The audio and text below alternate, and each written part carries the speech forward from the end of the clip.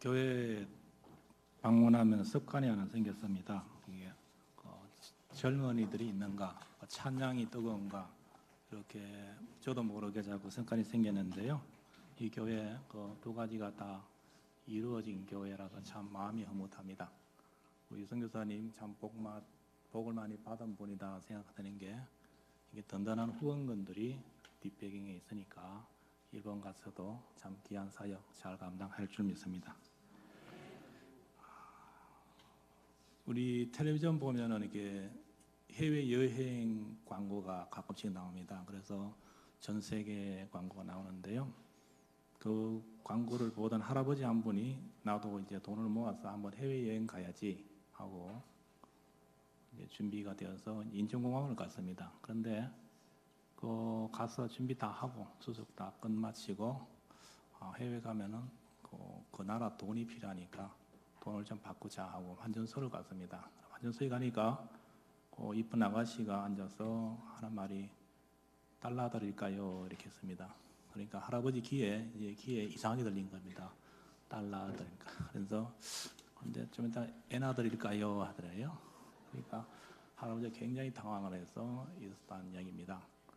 선교라는 것은요, 그 할아버지가 환전소에서 이렇게 오해하는 그런 정도를 뛰어넘는 그런 충격이 있습니다. 문화적으로 다르고요, 관습도 다르고, 언어가 다르고, 그 다음에 인종도 다를 수도 있습니다. 그런 곳에 가는 것이 이제 선교인데요. 다른 거는 차치하고 제가 잠시 있었던 그 아프리카에 보면 예배 시간도 다릅니다. 우리는 이제 1시간, 이 교회는 잘 모르겠는데 한국 교회가 대부분 이제 예배를 1시간에서 1시간 10분 정도 많이 드리는데요. 거기는 기본이 2시간입니다. 외국 사람들이 간յան 예배는 2시간이고요. 현지인들은 3시간에서 4시간도 갑니다. 언제 갈지 잘못 갔다가는요, 야단납니다. 꼼짝 못하고 그냥 잡혀 있어야 됩니다. 제가 이제 우리 선교사님 한 분하고 르완다를 갔는데요. 거기서 이제 주일날 예배를 드리려고 현지인 교회를 갔는데, 거기서 이제 외국 사람이 오면은 굉장히 반겨요. 그래서 이제 선교사님을 단위를 이제 무조건 초청해서 올라가게 하고, 저는 사장을 하고 이제 교인석에 앉아서 같이 예배를 드렸는데, 그때 예배 시간이 딱 4시간을 드렸습니다. 그러니까 그분은 예배 드리러 갔다가 단상에 올라갔는데, 저는 움직이기도 하고 이렇게 돌아보기도 하는데, 그분은 꼼짝없이 앞만 바라보고 4시간을 그 단상에 앉아있던 기억이 납니다. 마찬가지로 선교라는 것은 우리의 상황과 우리의 생각과 그 모든 것을 조금은 뛰어넘는 그런 것이 선교라는 사실입니다. 우리 식대로 했다가는 실패할 가능성이 굉장히 많고 있습니다. 오늘 본문의 말씀은 그 마태복음 결론에 해당되는 부분입니다. 여러분들 복음서를 보시면은 이 마지막 부분이 나오는 내용이 마태, 마가, 누가, 요한복음 보면 한결같이 나오는 말씀이 그 예수님의 부활에 대해서 나옵니다. 그런데 다른 복음서에는 부활에 대해서 조금 이렇게 길게 나오는데, 이 마태복음에 보면은 부활에 대한 그 설명보다는 그 예수를 믿는 사람들이 앞으로 해야 될 일, 다시 말해서 대위임령이 나오고 있는 것을 볼 수가 있는 것입니다. 다시 말해서 예수 믿는 사람들이 어떻게 하는 것이 앞으로의 삶의 어떤 방향이 되어야 되는가를 알려주는 말씀이 바로 대위임령입니다. 모든 민족을 제자로 삼아 아버지와 아들과 성령의 이름으로 세례를 베풀고 내가 너에게 본받은 모든 것을 가르쳐 지키게 하라. 이 말씀이 그 당시에 살았던 그 예수 믿는 사람들뿐만 아니라 그 이후에 오늘날까지 살아가는 예수님을 나의 구주로 고백하는 사람들에게 주신 하나님의 귀한 말씀입니다. 예수님의 부활은 그 당시를 보면은 그 하나님에 대한 복음이 경계가 좀 무너지는 그런 사건이었습니다. 어떤 것이 무너졌냐면은 인종적으로 복음의 역사가 무너진 겁니다. 당시까지 복음의 역사는 유대인들만을 위한 복음이었습니다. 유대인들만을 위한 하나님이었고 유대인들만을 모든 것이었습니다. 그런데 예수님이 부활하심으로 말미암아 이제 복음의 경계가 유대인이라는 인종을 초월해서 모든 민족들에게, 모든 인종들에게 전파되는 것이 예수님의 부활이었습니다. 또 예수님의 부활은 또 하나의 또 경계에서 무너진 것이 있는데 지리적인 경계가 무너진 것입니다. 예수님 당시만 해도 하나님에 대한 복음이나 사랑이 이스라엘이라는 팔레스타인이라는 그 지역적인 한계에서 머물러 있었다 해도 과언이 아닙니다. 그런데 이제 예수님이 부활하심으로 말미암아 지역적인 한계가 무너지고 전 세계 어느 곳에서든지 예수 그리스도를 나의 구주로 고백하는 그곳에 하나님도 함께 계시고 그들과 함께 동고동락한다. 이것이 예수님의 부활 사건이 주시는 굉장히 귀한 핵심입니다.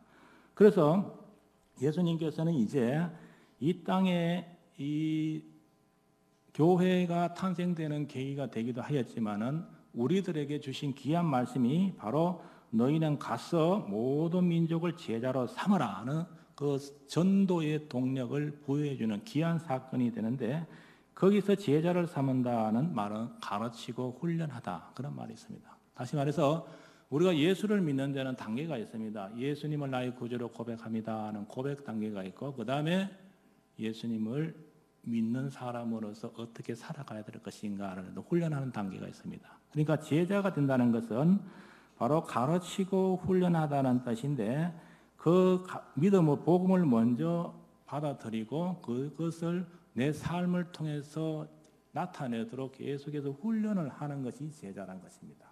그냥 내 입술로 예수를 고백합니다 하는 단계도 있지만은 우리의 삶에는 그냥 살아가는 것이 아니라 예수 믿는 사람으로 살아가야 되기 때문에 계속해서 하나님 말씀에 따라서 훈련을 받는 사람이 예수님의 제자가 된다. 이렇게 말씀을 드릴 수가 있는 것입니다. 그런데 이렇게 이제 유대인들은 이런 어떤 그 가르치고 훈련시킨다는 것은 유대인들의 개념에서는 조금 맞지를 않아요. 왜냐? 그 사람들은 선민 의식이 있고 예수님 예루살렘 중심의 지역적인 의식이 있었기 때문에 나가서 전파한다는 개념이 조금은 약합니다. 지금도 유대인들은 전도의 개념이 별로 없습니다. 그런데 예수님이 이제 부활하시고 난 뒤에 우리들에게 주신 이 말씀은 예수 믿는 사람에게 큰 어떤 그 삶의 계기가 생기는 것인데 바로 예수님을 전파하는 것입니다. 그 전파하는 말씀이 오늘 보면은 가서 전하라는 것입니다. 그래서 이 가라는 말씀은 우리들에게 굉장한 어떤 그 마음의 어떤 그 부담을 주기도 합니다. 그러나 이 가라는 말씀 때문에 수많은 사람들이 순종하고 갔을 때는 하나님께서 귀한 역사를 이루어졌다는 사실을 보는 것입니다. 선교의 첫 방향은 첫 번째 어딘가 가는 겁니다. 내가 기도하고 고민하던 그곳을 향해서 가는 것이 첫 번째 선교의 첫 방향입니다. 이를 가는 것을 첫 번째 직역을 하면 너희는 간 후에란 뜻입니다. 다시 말해서 가지 않으면 역사가 일어나기가 쉽지 않다. 그러니까 우리 유정호 선교사님이 오늘 일본이라는 지역을 향해서 갑니다. 갔을 때 그곳에서 하나님이 예비하신 역사가 일어날 것입니다. 오늘 우리가 많은 전도를 한 방문했던 이렇게 하면 가야 되느냐, 문서 전도도 있고 방송 전도도 있고 전파다 방법이 있는데 있습니다. 그러나 경험상 가장 중요한 것은 그들과 함께 접촉하면서 살아가면서 부딪히면서 그들에게 복음을 전파하는 것이 가장 효과적인 방법이 될 것입니다.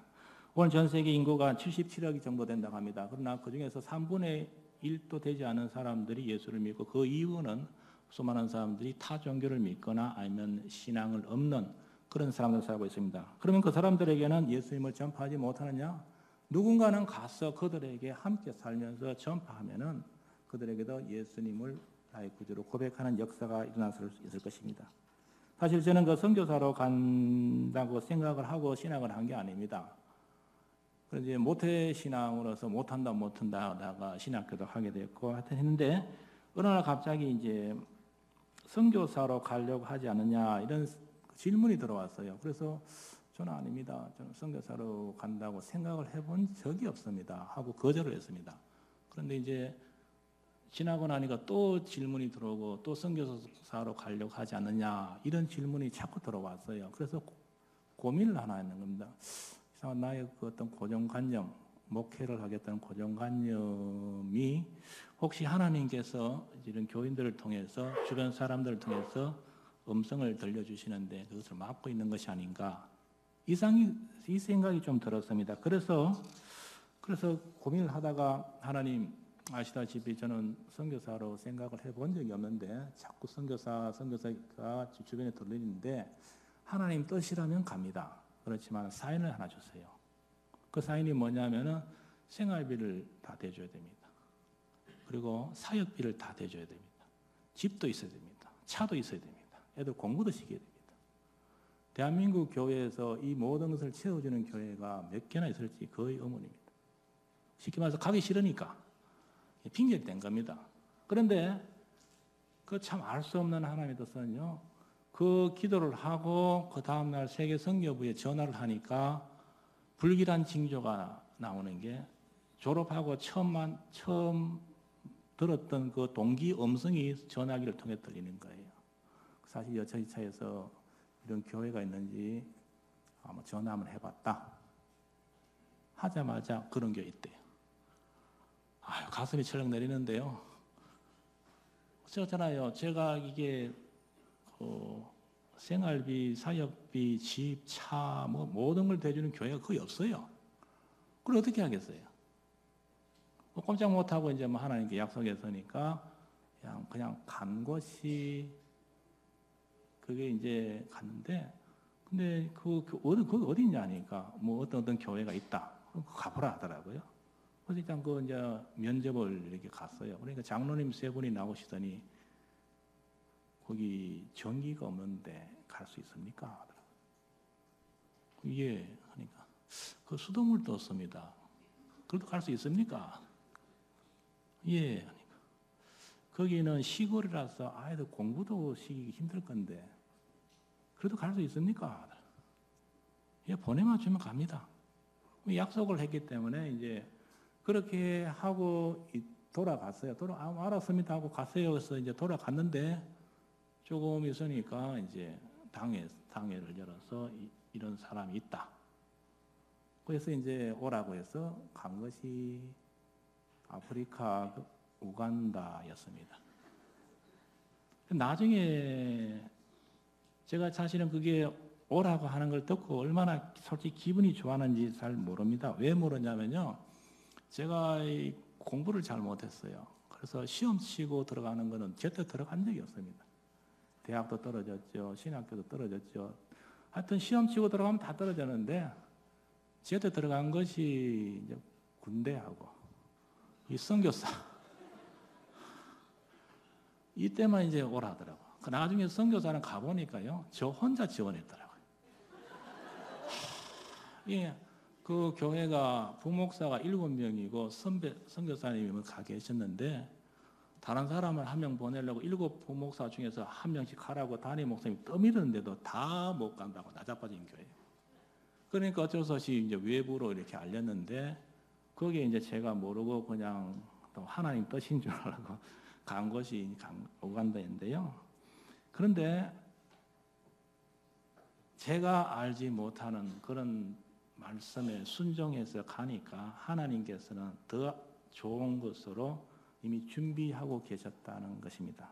선교는 첫 번째는 순종하고 묻지도 말고 따지도 말고 가라면 가면은 그 다음에 하나님께서 역사하신다는 것.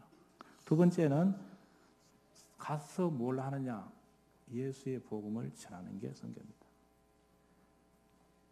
어떤 신학자가 전도의 3단계, 3P라고 하는데 첫 번째 단계가 무엇이냐면은 선한 이웃이 살아가는 것. 프레전스 해가지고 함께 현장에서 살아가는 단계가 첫 번째 단계랍니다. 그러니까 좋은 이웃이 되어서 살아가는 게 전도의 첫 번째 단계입니다. 그러니까 교회 안에서만 이게 좋은 단계가 아니고 삶의 현장에서 좋은 이웃이 되는 것. 이게 전도의 첫 단계입니다. 토양을 좋게 하는 겁니다. 두 번째 단계가 무엇이냐면은 바로 펄쉐이드 이래가지고 이제 전도하는 단계입니다. 선교사가 현장에 갔다, 회국에 가는 현장에 가는 이유는 무엇이냐면 예수 그리스도. 그분께서 우리의 구주가 되십니다 하는 것을 전하기 위해서 가는 겁니다. 선한 이웃만 되기 위해서 간다. 그거는 선교사라기보다는 NGO 단체도 할 수 있습니다. 코이카 단원도 굉장히 좋은 일합니다.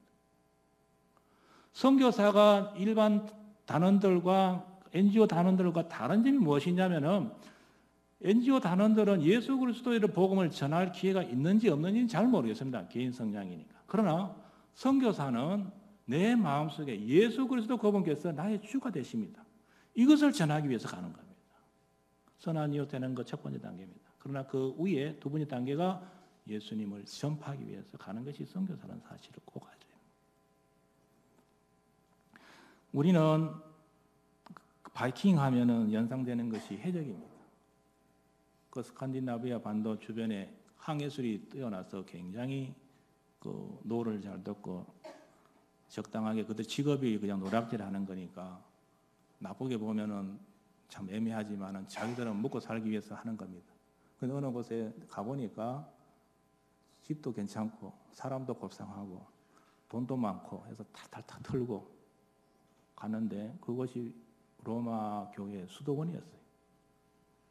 그래 그 사람들은 그냥 적당한 건 다 정리하고 좀 괜찮은 사람들 그냥 노비로 쓰기 위해서 끌고 간 그런 게 이제 바이킹족들이었는데 세월이 지나가니까 그 바이킹들 입에서 예수 그리스도가 나의 구주라고 고백이 나오더라고요. 그들이 잡혀간 그 노예로 잡혀간 그 사람들이 입에서 예수님을 전가했다는 겁니다. 예수의 복음은 오늘 이 시대에나 그 시대에나 언제든지 복음을 전파하는 역사는 하나님께서는 멈춘 적이 없습니다. 만약에 우리가 전하지 않으면은 도를 통해서도 찬양을 시킨다고 했잖아요. 그러니까 우리 입술을 통해서 우리가 살아서 호흡하는 그 순간에 내가 전할 수 있는 예수님을 전가하는 거예요. 이것이 우리가 이 시대에 살아가는 예수 믿는 우리가 하여야 할 일입니다. 오늘 말씀을 보면 정리를 합니다. 하나님께서는 성도들에게 복음을 전파하라고 하셨는데 그냥 복음을 전파하라는 것이 아니라 하나님께서 그 복음을 전파하고자 하는 사람에게는 능력도 주신다는 것입니다.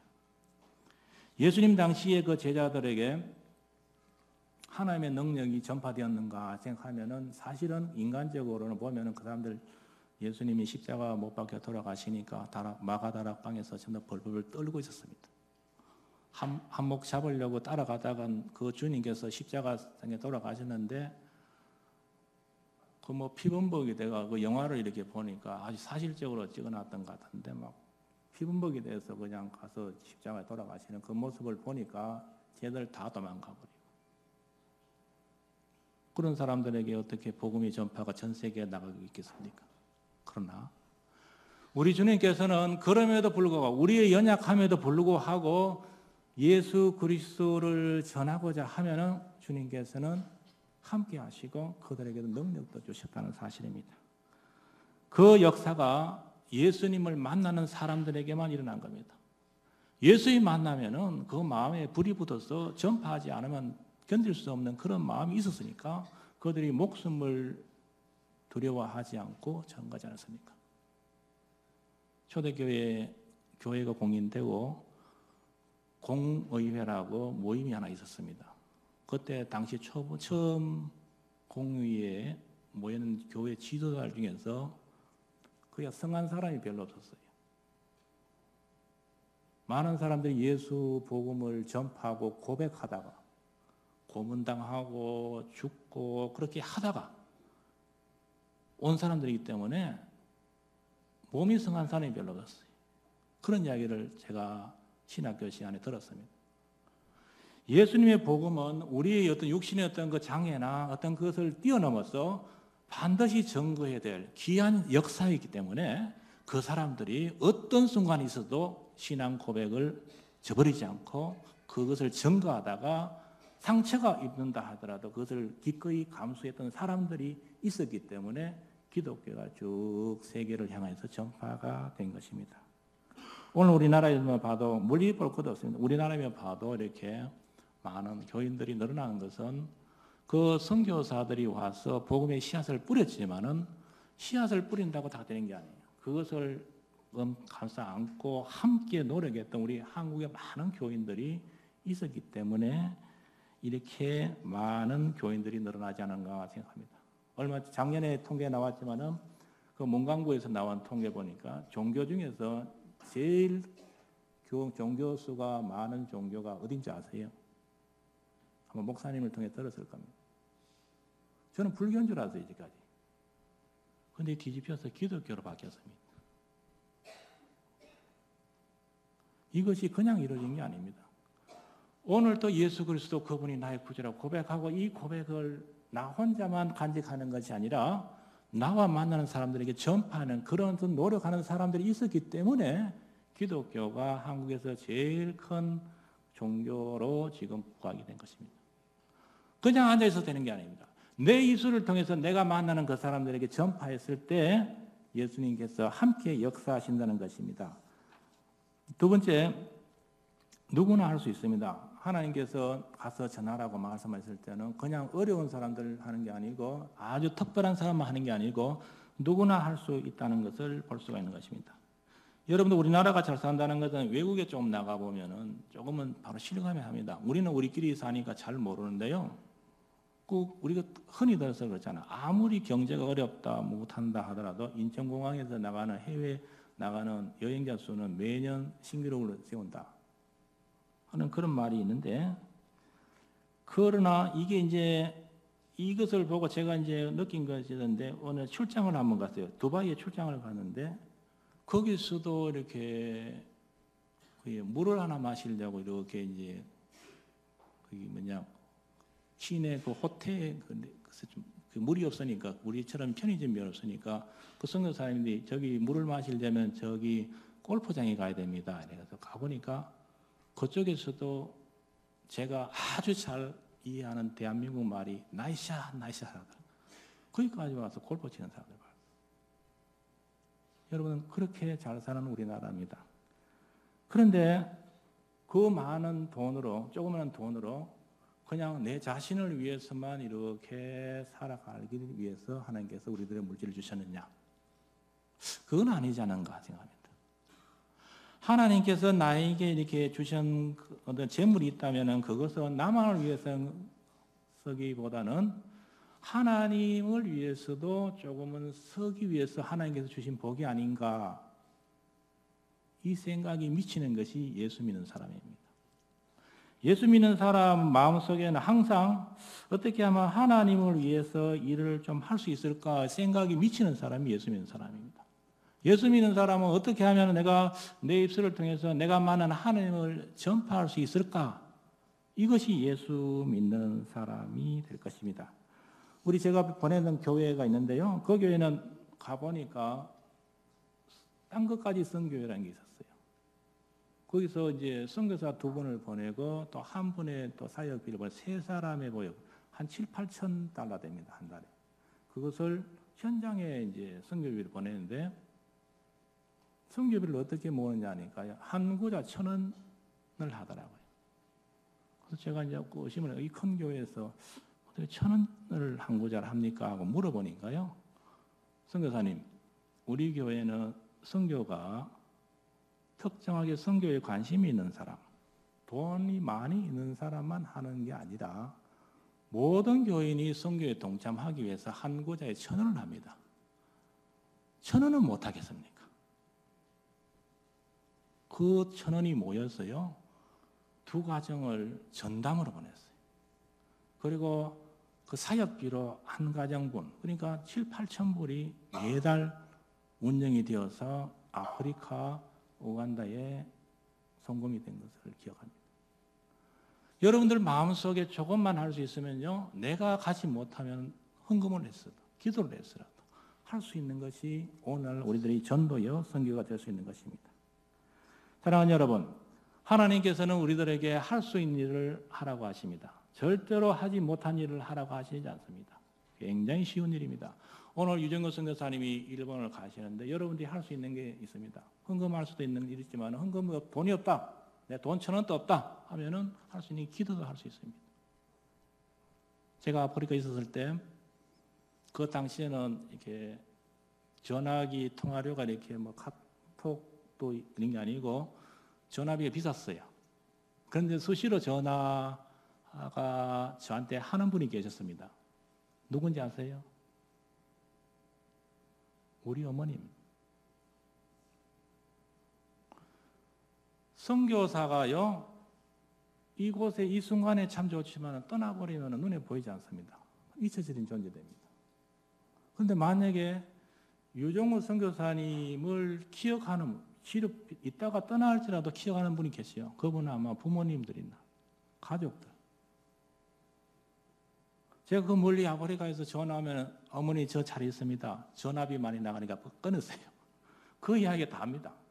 그렇지만은 관심을 갖고 해주시는 분이 계세요. 오늘 여러분들이 이제 선교를 나가는데 선교사를 보냅니다. 선교사를 보내고 아유 축하합니다 하고 그냥 끝나버리면은 정말 선교사 외롭습니다. 그러나 여러분들이 기도로 기억해 주시고 물질로 기억해 주시고 우리 선교사님이 그쪽에서 사역을 잘 하도록 해주시면은 이 선교사님은 하나님하고 각자의 이제 인공위성으로 연결이 되어서 그곳에서 사역이 힘을 얻을 것입니다. 우리 선교사님 가면은 죽기를 각오하고 해야 됩니다.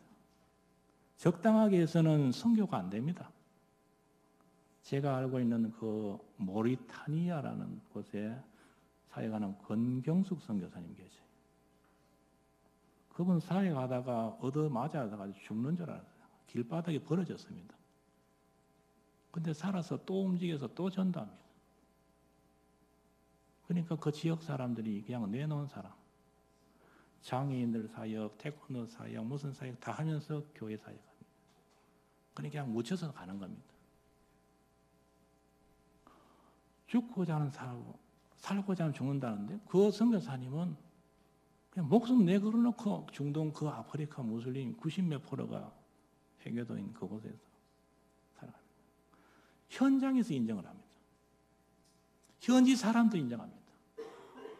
수천 킬로의 우물 하나 파주려고 돈은 500불 받았는데 우물 하나 파주려고 자기 왔다 갔다 한 차비 하나도 없이 몇천 킬로를 사막길을 광야길을 가서 우물 하나 파줍니다. 그것이 사람들의 마음을 움직여요. 선교는 사람의 마음을 움직여요. 문화와 관습과 언어를 모든 것을 초월해서 예수 그리스도의 복음을 사랑을 전파했을 때 그 사람들이 마음을 움직입니다. 권성교사님이 수천 킬로를 가면은 현지인들이 그렇게 반가워한다. 그러면 너가 믿는 하나님에 대해서 이야기해달라. 그게 전도예요. 무슬림에서 함부로 전도하다 쫓겨납니다. 그런데 그들이 질문해서 하는 거 답하는 건 상관없어요. 마음이 움직였을 때 선교가 일어나고 복음의 역사가 일어납니다. 선교사님, 일본이라는 나라가 그렇게 만만한 나라가 아닙니다. 소위 말해서 잘 먹고 잘 사는 나라입니다. 그 나라에 가서 그들이 마음을 움직여야 예수의 복음의 씨앗이 떨어집니다. 오늘 가서 전하는 말씀 속에 가든지 여기 있든지 우리의 삶의 목표는 예수 그리스도가 나의 구주가 되십니다. 예수 믿읍시다. 이걸 전파하기 위해서 우리 주님께서 십자가에 못 박이시고 부활하시다는 사실입니다. 기도드리겠습니다. 우리에게 삶의 방향을 주님의 복음을 전하게 정해주신 하나님 아버지께 감사드립니다. 호흡이 있는 그날까지 주님의 복음을 전하기 위해서 힘쓸 수 있도록 건강도 주시고 물질도 허락하여 주옵소서. 그래서 이 땅에 나와 우리 교회로 인하여서 더욱더 주님의 나라가 확장될 수 있도록 하여 주시옵소서. 예수님의 이름으로 기도합니다. 아멘.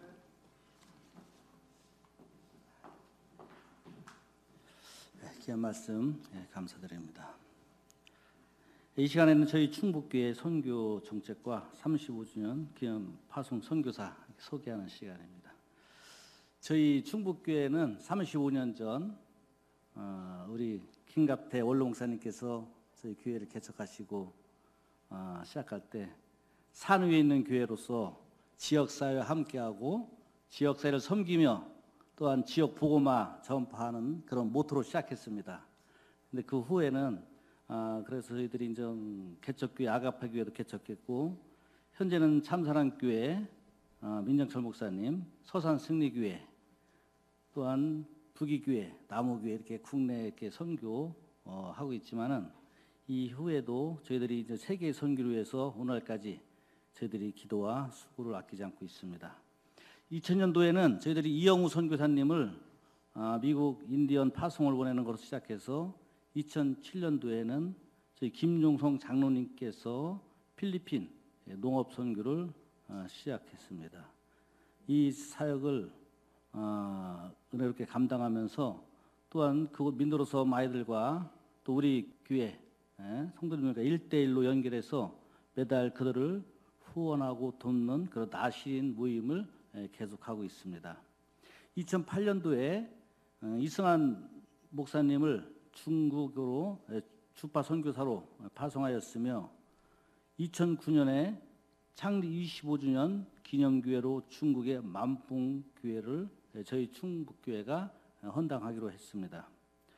이승환 목사님은 작년까지 중국 선교를 은혜롭게 감당했지만 중국 내에서 기독교에 대한 탄압과 박해로 인해서 올해부터는 미얀마 선교의 사역을 감당하고 있습니다. 저희 교회가 또한 필리핀 김기환 선교사님, 또한 필두로 해서 대만의 김태희 선교사님, 코스타카리아의 이병우 선교사님, 라오스의 이경희 선교사님, 호주의 김경천 목사님 등을 지속적으로 물질과 기도와 후원을 하고 있습니다. 올해는 저희 교회가 창립 35주년 되는 해입니다. 그래서 저희 당에서는 35주년 기념으로 유종호 전도사님을 일본 선교사로 파송하기로 결정했고 오늘 이렇게 파송 예배를 드리게 된 것입니다. 우리 유종호 선교사님은 2015년도 일본 오키나와에서 단기 선교를 통해서 하나님께서 선교사로 소명을 받았습니다. 그래서 그동안 교사 일을 했었는데 그런 직분을 버리고 2016년부터 일본 선교사 준비를 위해서 대전 신학교 신대원에 입학해서 올해 2월 달에 졸업했고 목사고시도 패스한 상태인 있습니다. 올해는 2019년 4월 달부터 5월까지 해서 총회에서 실시하는 파송 선교사 업무 교육도 마쳤습니다. 현재 파송 준비를 하면서 기도 후원자, 기도 300인 용사, 기도 후원자를 모집하고 또한 재정 후원자를 개발하고 있습니다. 이번 달에는 일본 치바 소재에 있는 신학교 도쿄 크리스찬 유니버시티 대학에 시험을 보러 갑니다. 시험 합격하면 2년간 내년 후년 2년간 일본 신학 공부하고 일본에 대한 문화 또한 일본 선교 등을 적용할 수 있도록 수습 선교사로 2년간 활동할 것입니다. 그 후에 2022년 3월부터는 일본 오키나와에서 정식 선교사로 이렇게 활동할 계획으로 있습니다. 여러분들 지금 기도 300인 300용사 모집하고 있는데요. 또한 요거 받으셨어요, 이거?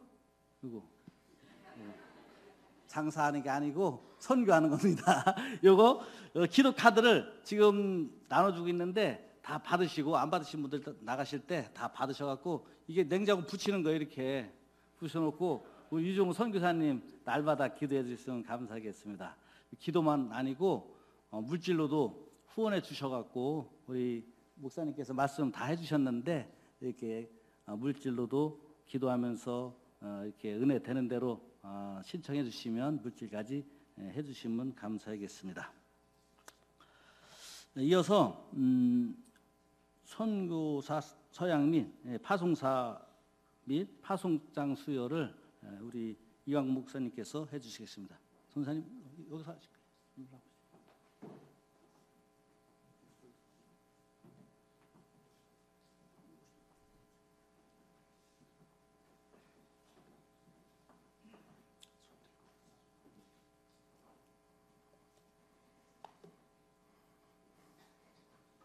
선서 나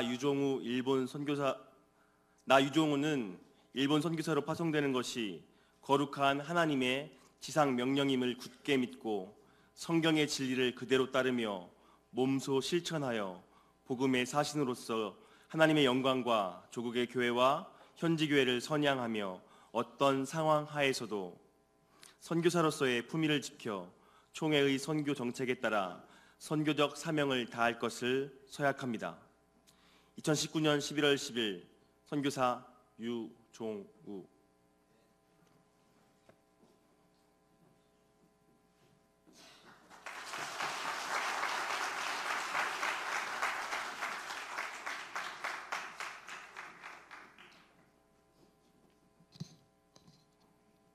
파송장 제 3419호 성명 유종우 생년월일 1978년 11월 2일 소속노회 충청노회 파송국 일본. 본총회는 너희는 온 천하에 다니며 만민에게 복음을 전파하라는 주님의 명령에 따라 위의 사람을 총회 선교사로 파송함. 너희가 나를 택한 것이 아니요 내가 너희를 택하여 세웠나니 이는 너희로 가서 열매를 맺게 하려 함이라. 2019년 11월 10일 대한예수교 장로회 총회 총회장 김태영 대독.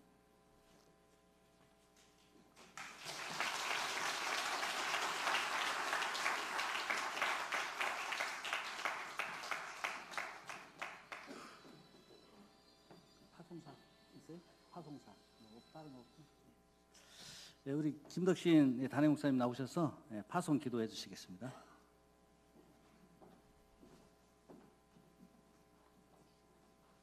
기도하겠습니다. 악을 골짝 핀들에도 복음 들고 가라 말씀하신 주님, 일본이라는 그 황량한 땅 가운데 주님께서 파송하여 복음의 사명 다하기를 간절히 소망하는 우리 유종우 전사님을 하나님 축복하여 주시옵소서. 하나님, 매우 촉박한 땅입니다. 꽁꽁 얼어붙은 동토의 땅과도 같습니다. 하나님을 섬기는 크리스찬들이 지극히 미약하고 온갖 잡신이 난무하는 그런 일본 땅입니다. 영적인 해방도 있을 수 있사오며 영적인 그런 갈등, 영적인 아픔도 있을 수 있는 그 땅 가운데 하나님께서 보내시기로 작정하셨다는 할지라면은 먼저 성령의 충만함으로 늘 갑절무장되어지는 유종우 전사님 되어줄 수 있게 인도하여 주시옵소서. 악에게 지지 말고 선으로 악을 이기라고 주님께서 말씀하셨사오니 하나님의 신령한 영의 공급하심으로 말미암아 그곳에서 땀으로 일구어 그리스도의 복음을 심게 하여 주실 때에 한 사람 한 사람, 한 영혼 한 영혼 주의 품으로 인도되어질 수 있도록, 그래서 어떤 곳에서 어떤 땅에서 또 어떤 지방에서 선교해야 될지 정확하게 알 수 없다는 할지라도 그 선교하는 그 지방에서 놀라운 복음의 결실을 맺어질 수 있도록 하나님께서 은총을 더하여 주시옵소서. 홀로가 가 있는다 할지라도 절대 홀로가 아님을 깨닫고 늘 친히 동행하시며 늘 다스려 주관하시는 하나님의 은혜를 깊이 경험할 수 있는 귀한 전사님 되어질 수 있도록 인도하여 주시옵소서. 건강 잃어버리지 아니하도록 시선의 강건함으로 늘 붙들으시고 살펴주시기를 간절히 소망하오며 예수님의 이름으로 기도드립니다.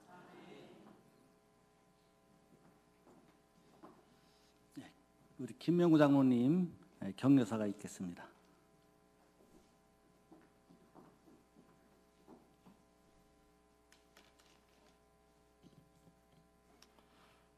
여러분 반갑습니다.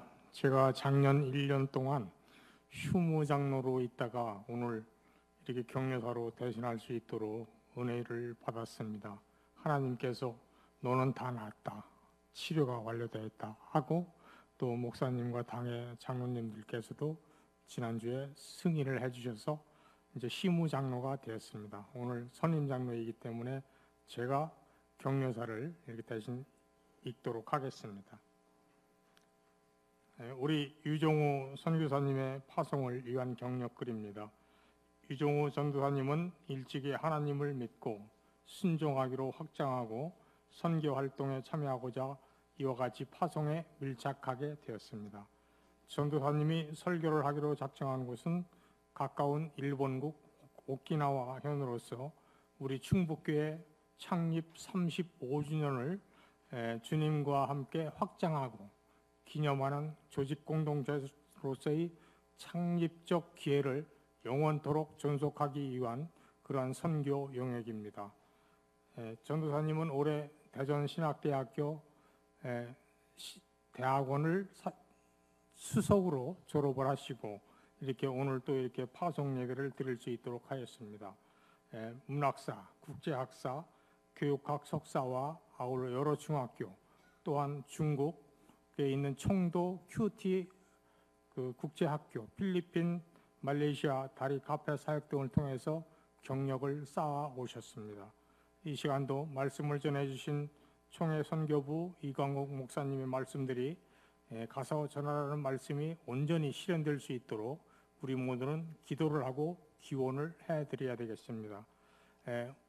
일본국의 총 인구수는 1억 2천만 명이나 됩니다. 그런데 크리스찬들은 그 인원의 0.5%도 안 돼요. 그렇게 되어 있는 일본국에 우리가 선교사님을 선교를 파송하면서 느낀 것은, 제가 일본을 2차례 여행을 다녀왔습니다. 그런데 교회라고 생긴 곳은 한 곳도 보지를 못했어요. 그렇게 불모지인 일본국에서 우리가 선교사님을 파송하는 이 의미가 뜻깊고 아버지 또 위로의 격려의 말씀들이 있을 수 있기를 바라겠습니다. 우리가 위에서 살펴보았듯이 크리스찬의 밀도는 점점 무색하리만큼 저조하고 있습니다. 이와 같이 우리 크리스찬의 불모지인 선교활동에 참여하는 선교사님에게 크나큰 위로와 격려가 필요하고, 또한 우리 사회자께서 말씀하셨듯이 기도용서 300명 모집에 적극적인 지원과 함께 할 수 있도록 성령의 은혜로 또한 활기찬 그러한 모습으로 되게 기도를 원합니다. 우리가 기도는 물론 관심과 물질의 보탬도 함께 할 수 있기를 기원드리겠습니다. 끝으로 우리 사도행전 1장 8절의 말씀을 올려드립니다. 오직 성령이 너희에게 임하시면 너희가 권능을 받고 예루살렘과 온 유대와 사마리아와 땅끝까지 이르러 내 증인이 되리라 하시니라. 이와 같이 격려의 말씀을 전해드리고, 제가 우리 전도사님을 향해서 힘내세요 전도사님 하면 여러분은 박수로서 화답을 해주시기 바랍니다. 힘내세요 전도사님.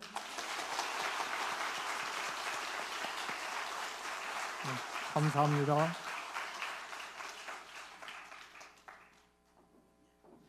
이어서 유정호 선교사님의 인사 있겠습니다.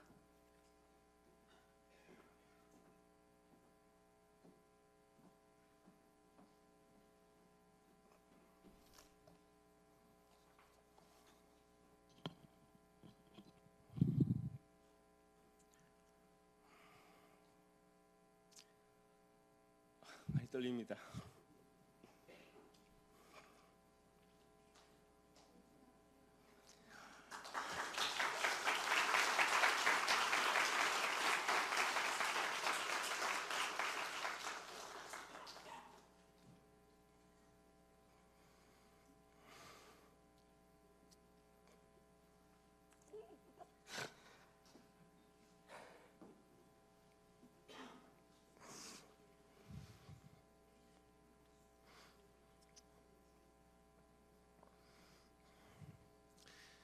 이번에 파송받는 유종우 선교사입니다.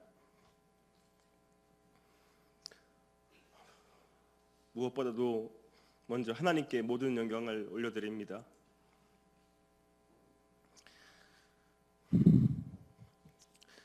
많은 분들이 함께 해주셔서 더 뜻이 깊습니다. 부모님과 친지들, 그리고 중북교회 담임 목사님을 시작으로 여러 성도님들과, 그리고 사랑하는 우리 중고등부 학생들과 선생님들,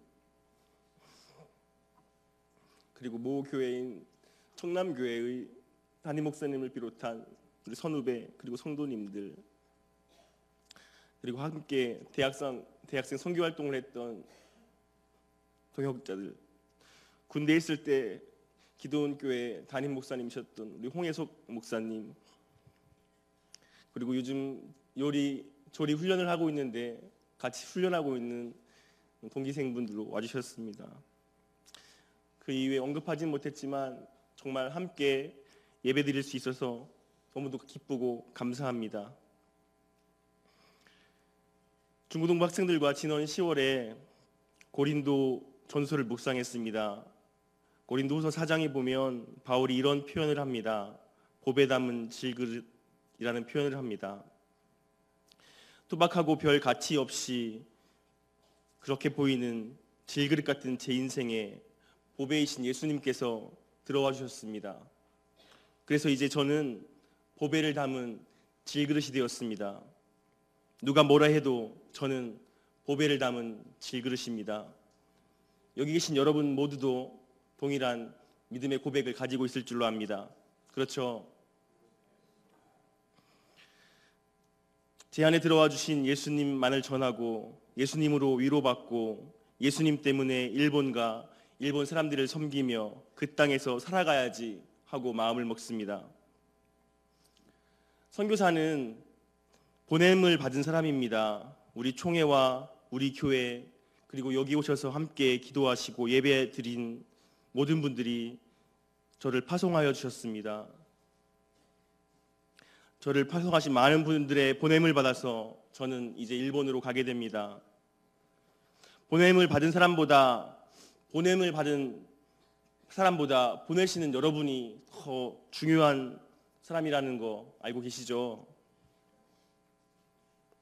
저는 그저 보내주셔서 본국에서 해주시는 기도에 힘입어서 복음의 씨앗을 뿌리겠습니다. 저는 그저 한국에서 기도해 주심으로 맺어지는 열매를 따겠습니다. 보내셨으니 이제 끝까지 책임져 주시고 기도해 주십시오. 제가 만약 포기하고 돌아온다면 여러분이 기도하시지 않으신 것입니다. 이제 책임은 여러분에게 돌리겠습니다. 아멘 하셨죠? 네. 부족한 제가 하나님께서 사랑하시는 주님의 몸된 충북교회에서 받은 사랑이 너무 큽니다. 중고등부 전도사로 얘들아 사랑한다. 그리고 영어예배부 전도사로 섬길 수 있어서 행복했습니다.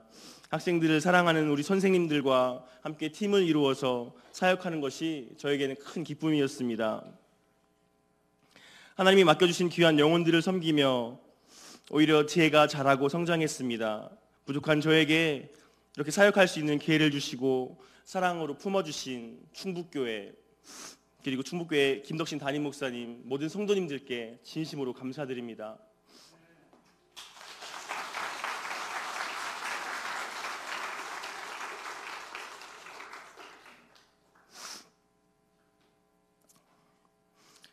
그리고 여기 참석해 주신 부모님께 정말 죄송하고 감사하다고 말씀드리고 싶습니다.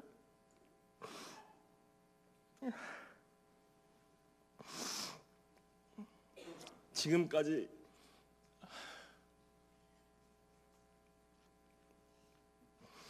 저와 제 동생을 제 손으로 키워주셨습니다.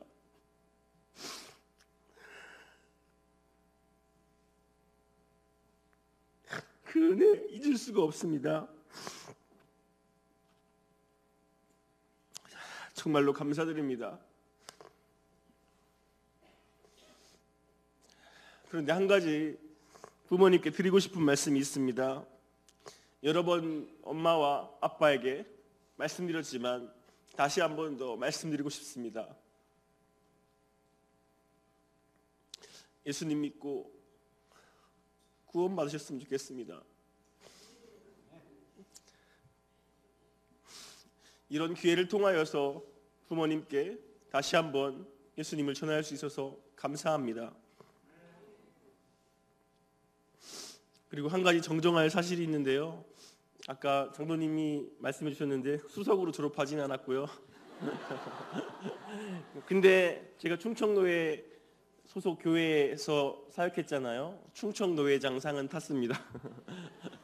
입학할 때는 수석으로 입학했습니다. 네, 그거 한 가지 사실 정정하고요. 교회의 사랑과 교회의 기도 덕분에 저는 이제 일본으로 가게 됩니다. 그런데 지금 당장 가지는 않습니다. 교회에 일정이 있어서 오늘 단지 파송 예배를 드리는 것뿐이고요. 1월 초에 출국을 하게 됩니다. 출국하기까지 12월 말까지 성도님들과 또 우리 사랑하는 중고등부 학생과 계속 같이 예배할 것이고요. 그로 인해서 마지막까지 행복한 사역을 감당하면서 중국교회에서 더 사랑을 누리고 마지막까지 누리고 가고 싶습니다. 다시 한번 하나님께 그리고 여기 계신 모든 분들께 진심으로 감사드립니다. 감사합니다.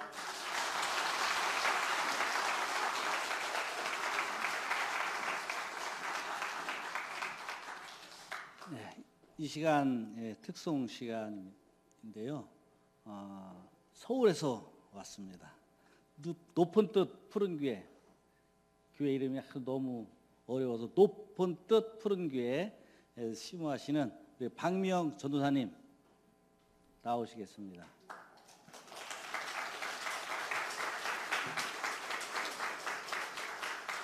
많이 본 사람이죠?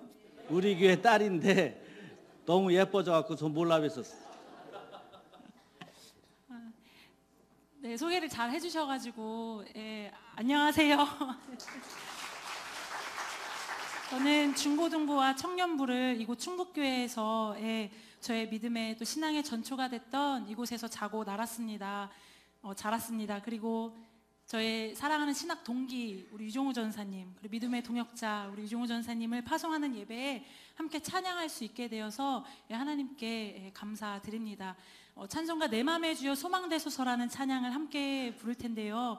아까 뒤에 선교사님 인사 들으면서 이 찬양을 우리가 함께 하나님 앞에 올려드리면서 우리 유종우 전사님 찬양으로 축복했으면 좋겠다라는 마음이 들더라고요. 함께 찬양하도록 하겠습니다.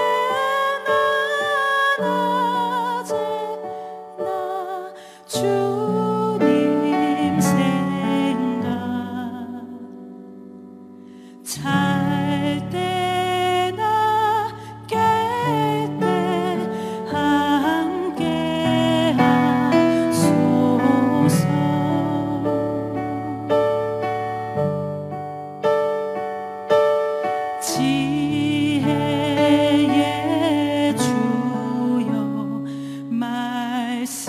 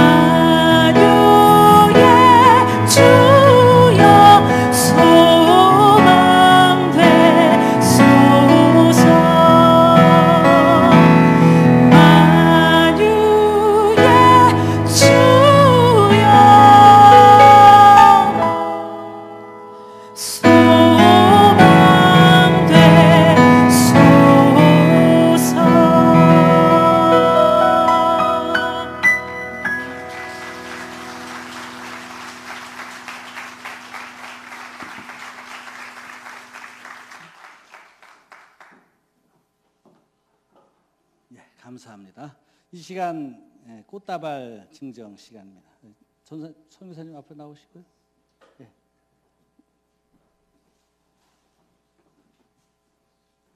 우리 교회에서 이렇게 꽃다발 준비했고요. 또 다른 기관에서 준비한 거 없으세요? 또 기념품도 해주시면 고맙고요.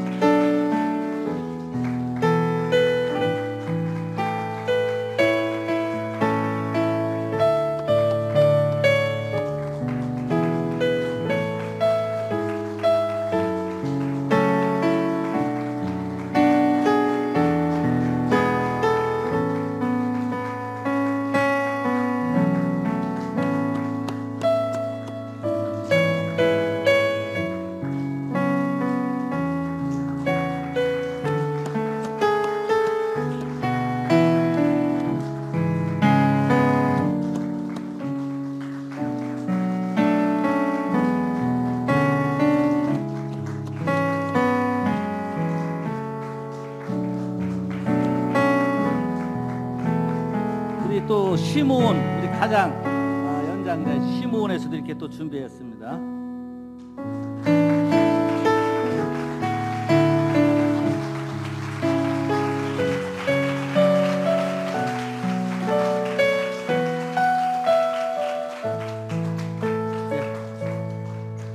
목사님 나오셔서 교회 소식 전해주시고 이강모 목사님 축도하심으로 모두 마치도록 하겠습니다.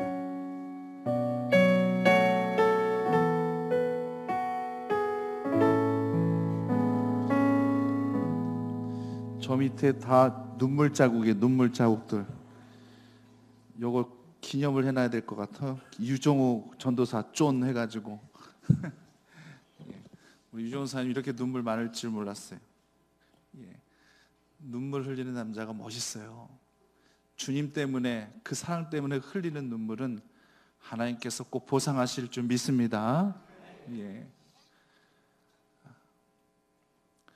여기서 우리 유종훈 전사님 많은 이야기를 또 간증도 하면서 고백도 했지만, 여기서 가장 진실했던, 절실했던 때는 부모님을 향해서 부탁드렸을 때입니다. 잠깐 일어나시겠어요, 부모님들? 잠깐 일어나 보시겠습니까? 예, 죄송합니다. 잠깐만 일어나서 계십시오. 아버님이 큰 그 수술을 받으셨을 때, 그때 저희들도, 교육자들도 찾아뵙고 병원으로 찾아뵙고 기도도 올려드렸던 것도 아실 거예요. 예, 저희들은 다 동일한 마음입니다. 유종사님이 이렇게 간절한 마음으로 두 분을 향해서 여태껏 낳아주시고 키워주신 그 은혜에 눈물 흘렸습니다. 그 얼마나 효자인지 몰라요. 저희한테도 그 아버님, 그 부모님에 대한 걱정, 염려를 많이 하면서 이것이 장남으로서의 큰 중압감과 책임감도 있지만 워낙 부모님에 대한 그런 감사의 마음을 잊지 않고 늘 표현하는 전사님이에요. 근데 지금 이렇게 정말 울면서 호소하듯 꼭 예수님을 영접해서 꼭 교회 나오셔서 구원을 얻으셨으면 하고 간절한 마음으로 지금 거의 지금 호소하다시피 그렇게 지금 여기서 했습니다. 부모님, 이 유종훈 전사님이 이 호소가 절대 물색하지 아니하도록 꼭 교회 나오셔서 주님 영접하여 꼭 하나님 나라에 가시길 바랍니다. 여기서 대답해 주시면은 유종훈 전사님이 아주 홀가분한 마음으로 일본에 갈 수 있을 것 같은데, 여러분 어떻게 생각하세요? 그렇지 않으실까요? 어떻게 교회 나오셔서 예수님 믿고 하나님 백성 되실 거죠? 예, 몸이 나으시면요.